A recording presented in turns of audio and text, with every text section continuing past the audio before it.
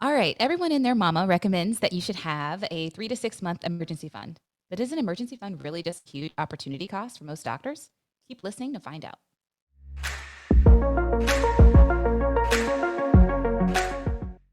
Hey, everyone. Welcome to episode number 81 of the Physician Philosopher podcast, where we take an uncurated and unapologetic look into physician life, money, and mindset. So, today's thought is this: the purpose of emergency funds is to be separate, accessible, and available, while it also limits your opportunity cost. So, what's up, Alicia? How you doing? I'm well. How are you? I'm good. I'm excited to talk about emergency funds today.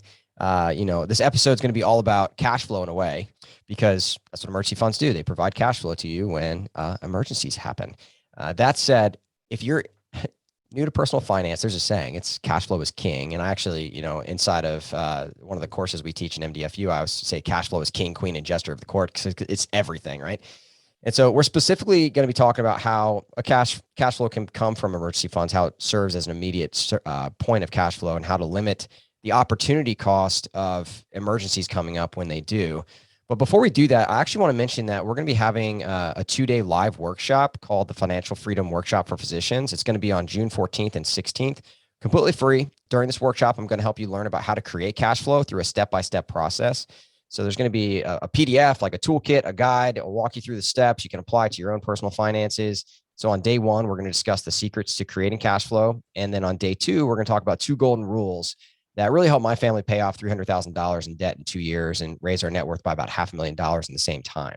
So there will be a financial freedom PDF, a toolkit to help you create that same change in your life. So if you don't know anything about money, or you simply want to increase your financial literacy in order to get to financial independence faster, then make sure to sign up for this 2-day financial freedom workshop for physicians. So you can register the event and download your financial freedom toolkit by going to thephysicianphilosopher.com/workshop. And while this is geared towards physicians, all medical professionals are welcome to join. All right, Alicia, we're going to talk about emergency funds. So where do you want to start? Oh man, let's just start with the basics. So, what is an emergency fund? What, in your words, is an emergency fund? Yeah, when I first started learning about personal finance, I didn't have an emergency fund at all, and so the way that I've come to really appreciate emergency funds and the way that I picture them in my head is financial stress not being a thing anymore. When I used to have, we'd spend money on credit cards, and like the money in our account would kind of slowly dwindle down, and then we'd be less than $100, and we'd have to like really start pinching pennies. Like, it was really stressful. And so when someone first taught me about emergency fund, actually the first time I ever heard about it was from Dave Ramsey. One of my groomsmen in my wedding gave me a book by Dave Ramsey. And this is one of the things that Dave Ramsey teaches. There's a lot of things that Dave Ramsey teaches, just for the record, that I don't love, particularly for physicians. But he talks about, having an emergency fund and a baby fund, and having $1,000, then having like a real emergency fund later. And so an emergency fund is a fund of money that allows you to pay for things outright without having to go back in debt. And so, we never carried credit card debt, but what it does do is it prevents you from having to go into debt, or to, have to draw out other lines of credit, because you have that cash immediately available. And so that's why they kind of say cash is king, because when you have cash immediately available, it can pay for emergencies. It can offer opportunities to invest in things when they come up. It prevents you from having to sell investments at unexpected times because you don't have the money to pay for it. And so an emergency fund typically is 3 to 6 months of your living expenses that will allow you to bridge that gap for 3 to 6 months if you stop making money, or you have, an air conditioner break or something like that. Yeah, I agree with you. I think, as you were talking, I was thinking back, when was the first time that I heard of an emergency fund? And I distinctly remember reading the Dave Ramsey book, Total Money Takeover, Yep. or Total Money Makeover. I can't remember the Makeover. I exact think it's title. makeover. It's makeover. Okay. But I remember there's like 8 or 10 steps. And the first one is like saving money for an emergency fund. So I totally understand what you're talking about there with Dave Ramsey. But for me, it was a little different. I'll be transparent. There's a saying at one of the churches that I used to listen to. The saying is make sure that you're hot. So hot stands for humble, open, and transparent. And so I I'm like going to it. be I'm going to be hot today. I'm going to be humble, open, and transparent, and say that I actually did have credit card debt. I had a ton of it, actually. So it was really embarrassing because I know a lot about personal finance, and I just had accumulated a lot of credit card debt despite that knowledge. So I graduated from Duke University, go Blue Devils, and I and I had moved to DC. I thought I was going to take over the world and do a lot of policy and work on Capitol Hill, and I ended up taking a job that paid me a lot less than I was worth, and as a result of that, I was struggling to make ends meet.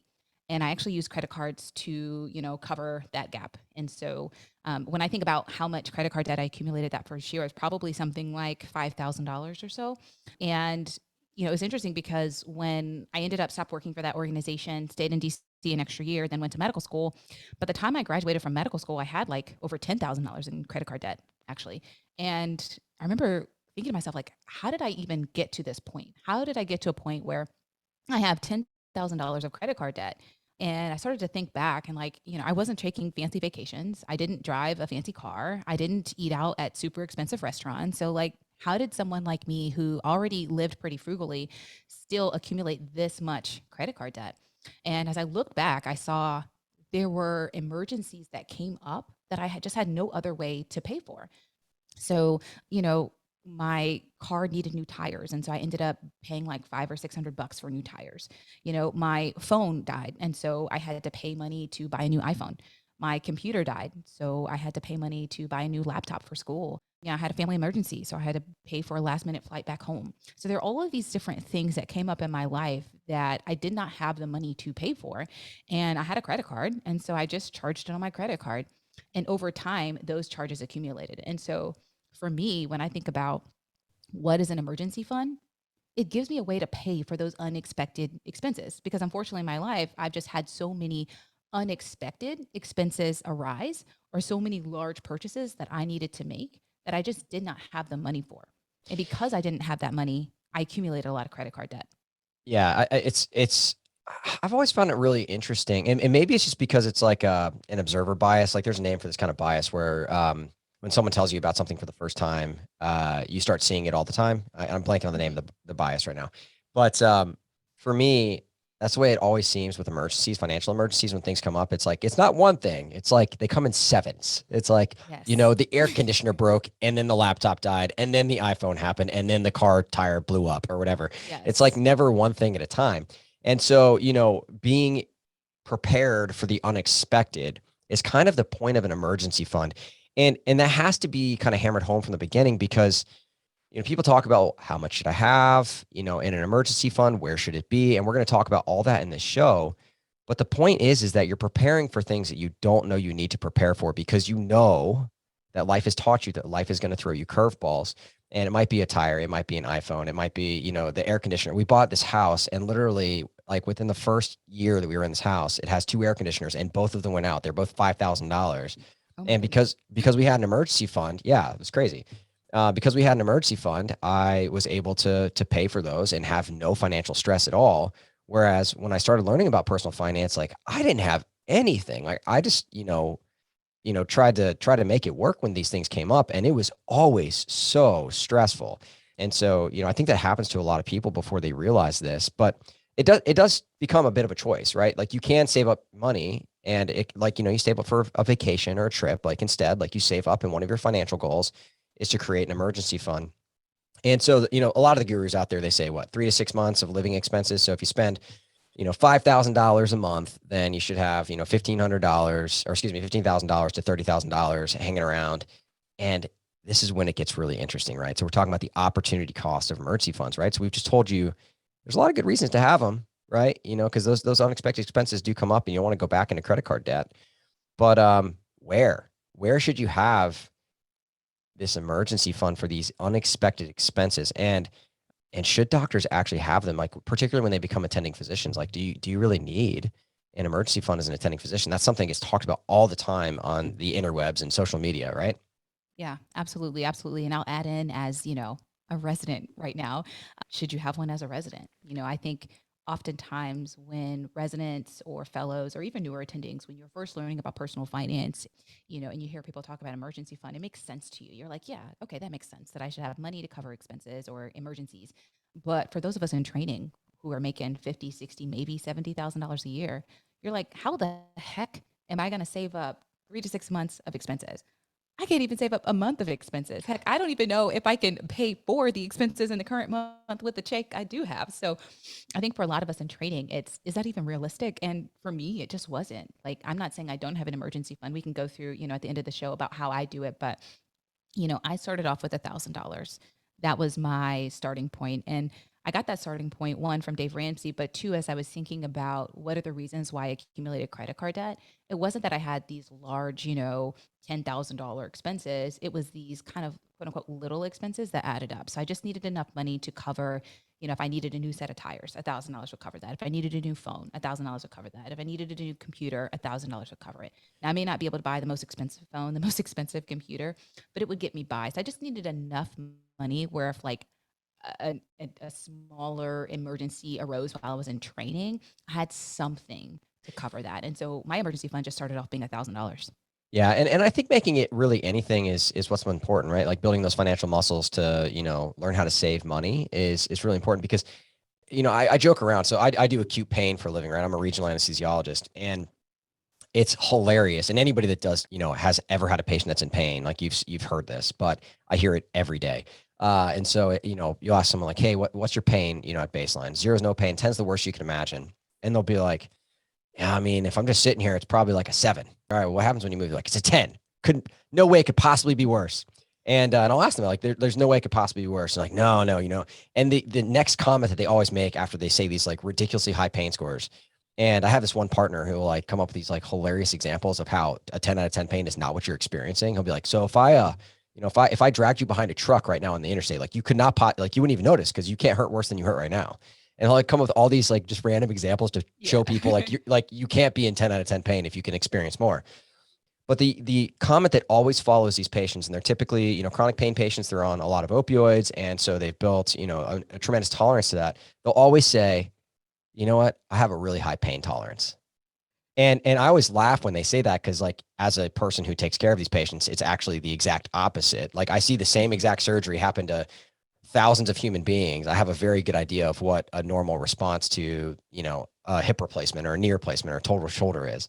And these patients are like way out of proportion, but they'll always say, I've got really high pain tolerance. And I feel like doctors are the same way when we talk about spending. We're like, oh, I make 70 grand a year. And so I can't save money and like, all this stuff. And like, but I don't have a lavish lifestyle. And attending physicians will say the same thing. Like, yeah, I've been trying to save money, but I don't have a lavish lifestyle, but it's just been really hard. And I think that what it takes, honestly, is a real cold, hard look in the mirror and looking back at your last 3 to 6 months of expenses and being honest with the number of things that were purchased that were discretionary, that weren't necessary. But as you take a look back, and we're actually going to talk about that at the Financial Freedom Workshop we're going to be conducting. But as you look back on that, you start to realize, oh, like that one expense here, that one expense there, like that could have been savings instead of spending. And you build up $500 and then $1,000, and then it might become $2,000, and eventually it's $10,000, right? So, anything that you can do to chip away at getting an emergency fund in place so that when these things come up, I think is huge. And in particular for when you're in training. So, as they're listening to this right now, Alicia, people are probably asking the question, okay, so let's say 3 months. Let's just, let's make it a goal that people can potentially work toward, they can try to achieve, right? And you think about how much you spend in a month, what you live on each month, getting to 3 months being the goal. Maybe $1,000 is the initial goal, but 3 months is the ultimate, kind of goal during training. Maybe by the end of training, you have that amount of money. You might be asking like, hey, where should I keep this money, right? Because inflation right now, I don't know if you noticed or not, is above 8% for the last 12 months, right? So, $1,000 is, worth $900 if this, continues a year from now, right?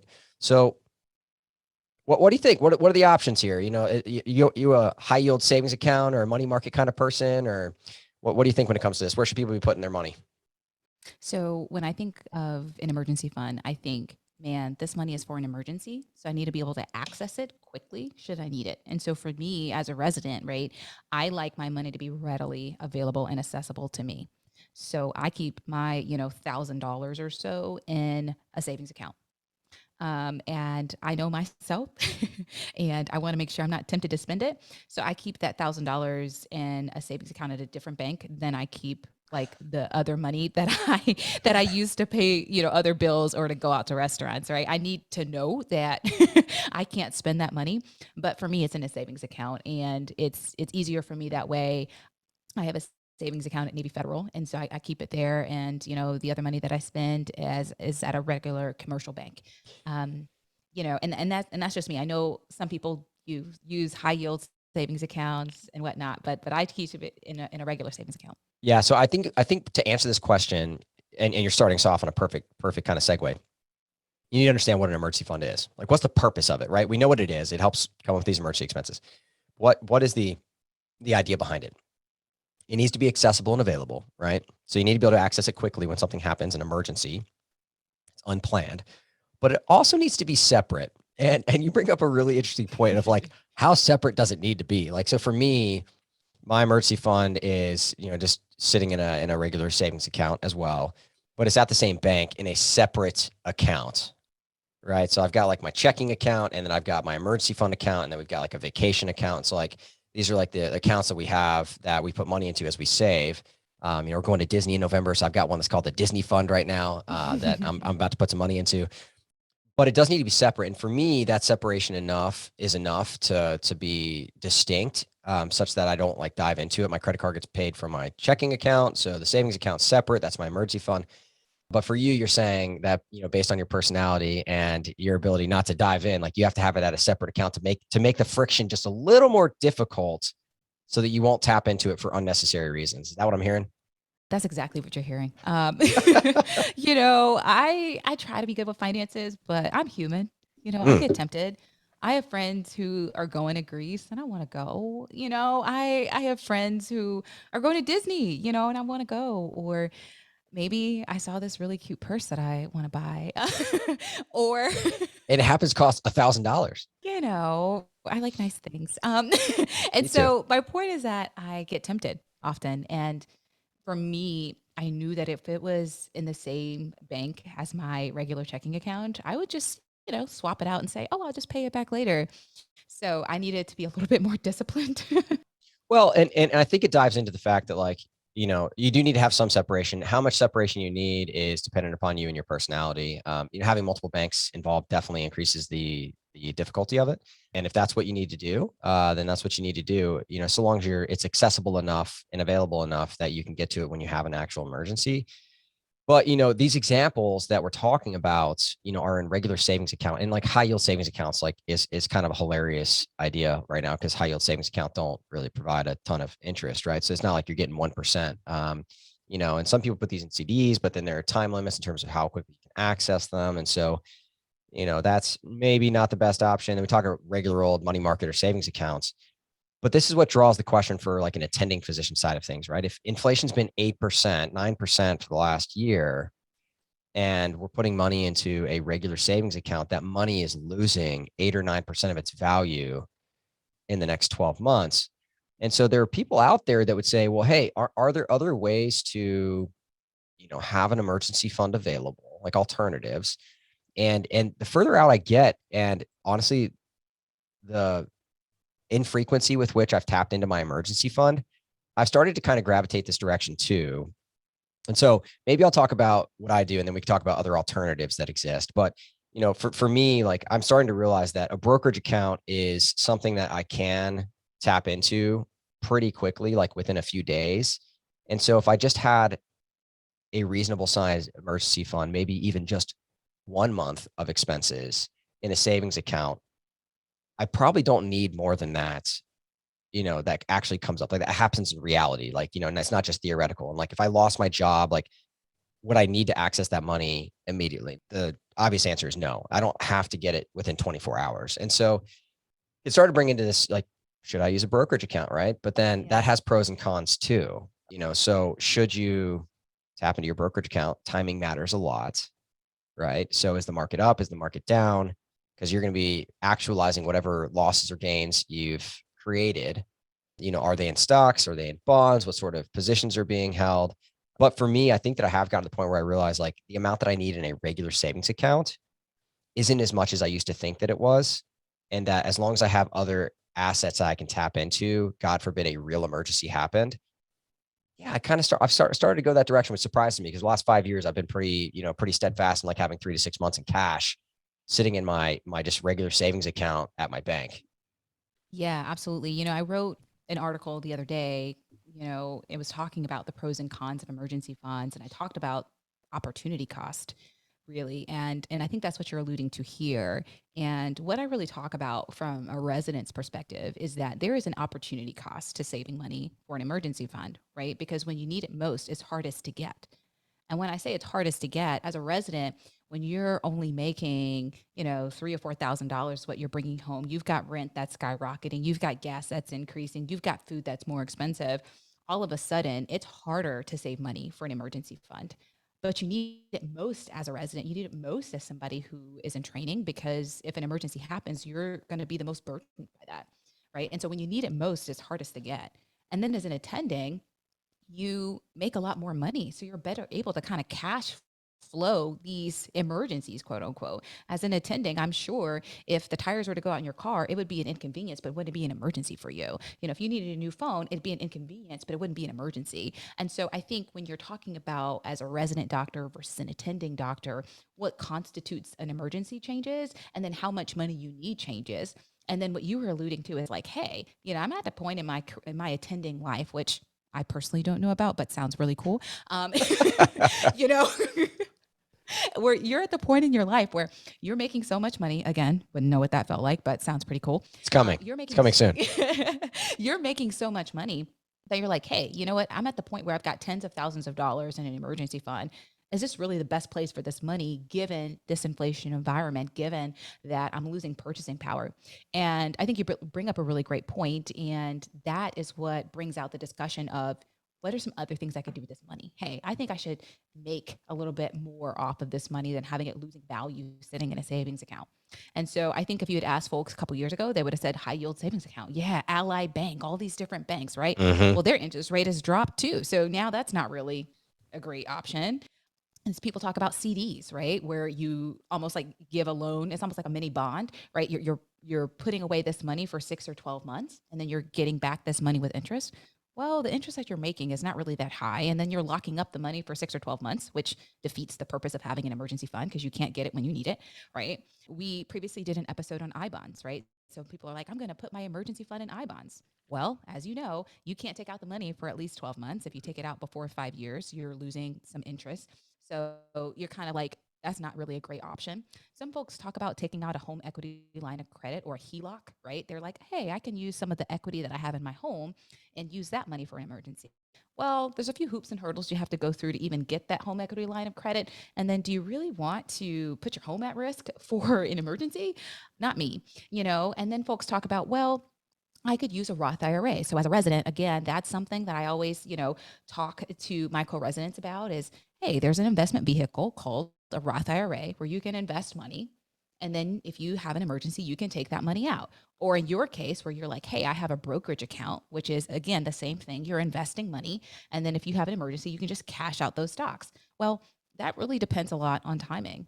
And I know I'm talking a lot here, but I'm going to give an example really quickly, and probably TMI, as you guys will learn. Too much information right here, but I'm currently in the process of freezing my eggs, right? And that process is not the cheapest thing.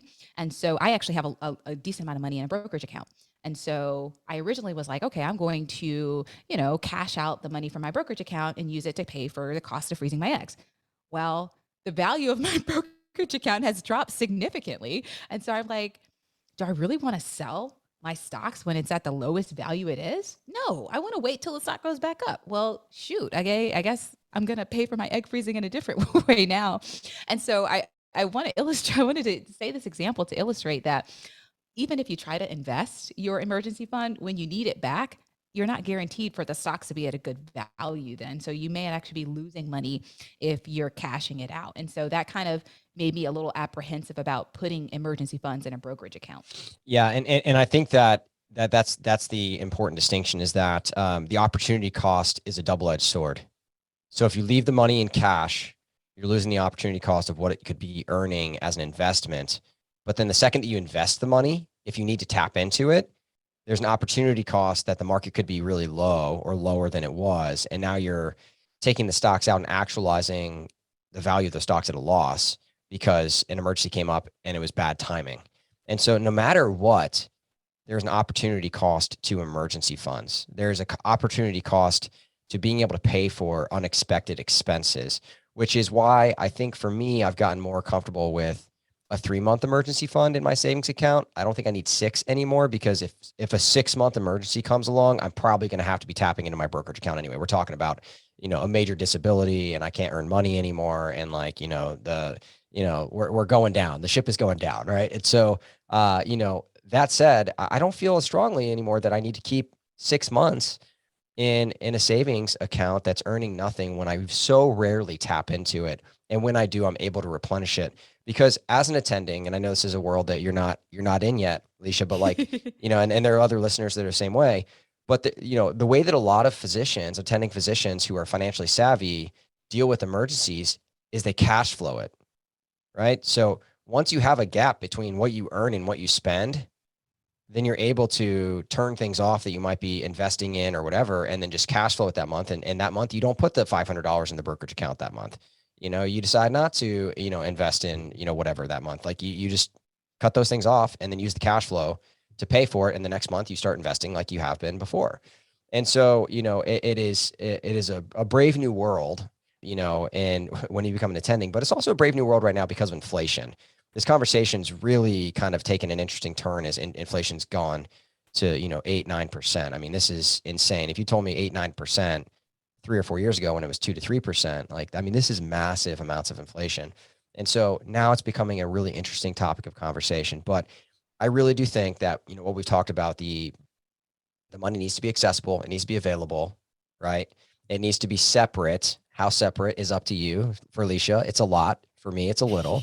And then it needs to limit your conflicts in terms of your, potential opportunity cost. But knowing that no matter what you do, there's going to be an opportunity cost at some level. There's going to be a risk that you take, a trade-off, no matter what you do. Yeah, I absolutely agree. I think for me as a resident and for even some newer attendings fellows, for me, I split the difference.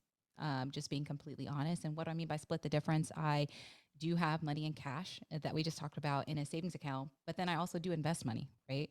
As a resident, I know that there are expenses that may come up. I've just been keenly aware of a lot of those expenses as I'm entering fellowship and just moving and all kinds of stuff.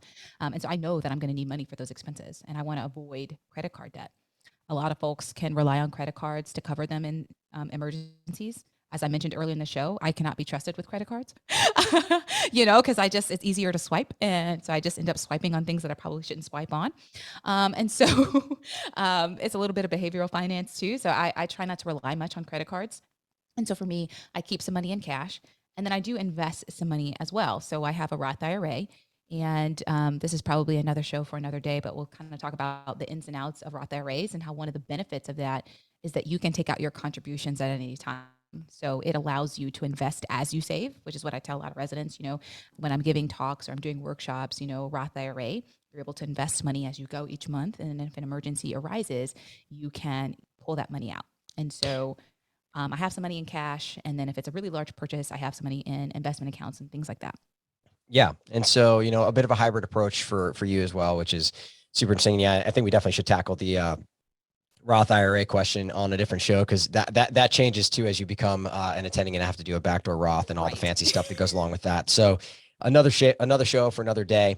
But as you're tagging along, don't forget, if you want to increase your financial literacy in order to get financial independence faster, some of the things we talked about in this show, please come to the 2-day financial freedom workshop for physicians. That's going to be running June 14th and 16th, where we're literally going to teach you how to create cash flow. And so, and then teach you a couple of rules that I've used to pay off $300,000 in debt and, really increase our net worth. And I use those immediately after training. So all about increasing people's financial literacy right now. And so you can register for that event and download your financial freedom toolkit by going to thephysicianphilosopher.com/workshop.